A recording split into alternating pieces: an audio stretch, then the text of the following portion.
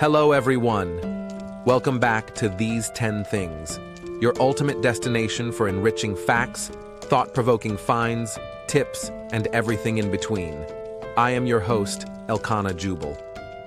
From essential knowledge to intriguing facts and little-known truths, we explore the issues and questions that everyone is asking and break them all down into concise, easy-to-follow top 10 lists. Whether you're here to stay informed or to uncover hidden insights, you've come to the right place. Today, we're tackling something that's equal parts exciting and slightly terrifying, like trying to assemble IKEA furniture without the manual. Yep, we're talking about how to get your US passport with 10 easy steps. We are turning our attention to your passport, the ticket that turns "I wish I could" into "I'm finally going." But first, here is our disclaimer.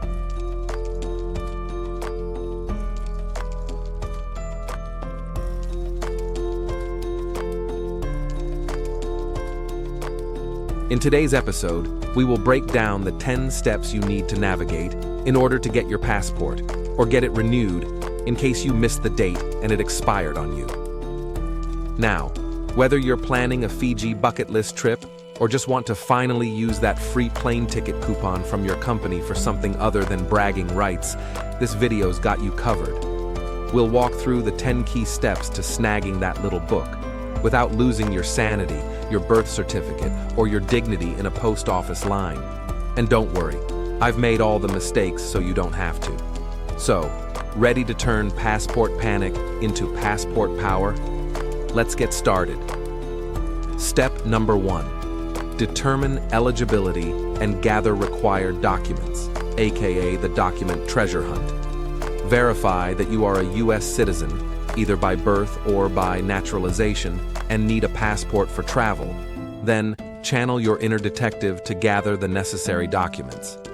But what documents are we talking about? A. Proof of US citizenship. For example, your birth certificate or your naturalization certificate. B. Government-issued ID, for example, driver's license. Pro tip: if you've ever lost your birth certificate, congrats, you're halfway through a spy career. My cousin once tried using his gym membership card as an ID. Let's just say, the clerk at the passport acceptance office wasn't thrilled. Step number 2, get or have your passport photo taken. Use a professional service, like Walgreens or CVS. But if you believe you have the skills, then of course, DIY, take it yourself. But be sure to follow the State Department's strict guidelines. It has to be 2 by 2 inches, it should be recent, be neutral-faced, and must meet official requirements, which also means it's the one photo your mom swears makes you look professional. Step number 3, fill out the correct passport application form. Choose your form wisely. It may appear complicated and mildly terrifying, but it's all good. These are the forms that you need. A. Use Form DS-11 if you're a first-time applicant, under 16, or if you are replacing a lost or stolen passport. B. Use Form DS-82 if you're renewing your passport. Forms are available to download online at travel.state.gov or grab one at passport acceptance facilities. Pro tip: read slowly. Bureaucratic language is its own dialect. Step number 4, make copies of your documents. Photocopy both sides of your ID and only submit original or certified copies of your citizenship proof. No scribbles or coffee stains. This isn't art class, it's government business. Step number 5, find a passport acceptance facility. First-time applicants must apply in person at a passport acceptance facility. Use the passport facility locator to find a location near you. These include post offices, courthouses, or public libraries. Pro tip: pack snacks and patience. The line moves slower than I have the time to refrain. For renewals, mail Form DS-82 and the required documents to the address listed on the form. I suggest you make sure to use certified mail and get a tracking number when mailing the form. Step number 6, pay the fees and submit your application. Now it's time to pay.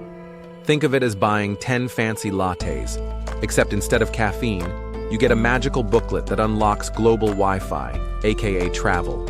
Check the website for fees for applying for a first-time adult passport book, as well as execution fees if you are applying in person. Expedited service costs an additional fee, so bear that in mind. Payment methods are usually check or money order. Credit debit is not always accepted, so make sure to check on the website or with the clerk if you are applying in person. And no cash. My cousin learned this the hard way when they told her that she couldn't use cash. She cried a river and the clerk handed her a tissue and a lollipop. Are you a frequent traveler? Make sure to add extra pages during the application. Business in front, vacations in the back. My friend got every page stamped, even Antarctica. Okay, it was a penguin sticker. Step number 7. Stalk your application status online and master the art of waiting. Use the passport tracking tool after applying to monitor the status of your application online. It's more addictive than cat videos. Processing times vary. Standard applications take about 6 to 8 weeks, while expedited applications take 2 to 3 weeks. Go to travel.state.gov for any updates to the time frames. Time warps while waiting, or it slows down. Maybe you'll age a little. Perhaps your fruit tree will sprout in that meantime. My buddy's passport arrived after his planned vacation trip to Cancun had passed. He vacationed in, well, Ohio. Cedar Point's roller coasters are a tropical adjacent. Anyone? Step number 8. The mailbox miracle. Receive your passport. Finally, your new passport will arrive by mail. Do a happy dance. In my case, the mailman joined me. It was awkward, but iconic. Your citizenship documents will arrive separately. Before you book that long-awaited flight, make sure to check the spelling of your name. Karen's name was printed as Kieran for 3 years. She's exotic now. Step number 9. Use it or lose it to dust. Use it. Go somewhere, anywhere. Don't let your passport collect dust like last year's gym membership. Find some place and go. My first trip? At Tim Hortons 2 miles over the border. Start small. Sneak into Canada for a selfie with a moose. Chase the northern lights from your buddy's pickup truck. Or visit that questionable roadside attraction selling maple syrup in mini vials. Worth it. That little book is your ticket to somewhere, not a trophy. And hey, if all else fails, just flash it at TSA to feel fancy.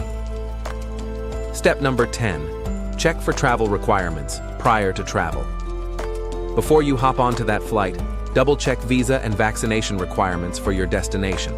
Some countries require a visa before you arrive, others still require COVID-19 certifications or yellow fever or some other requirements.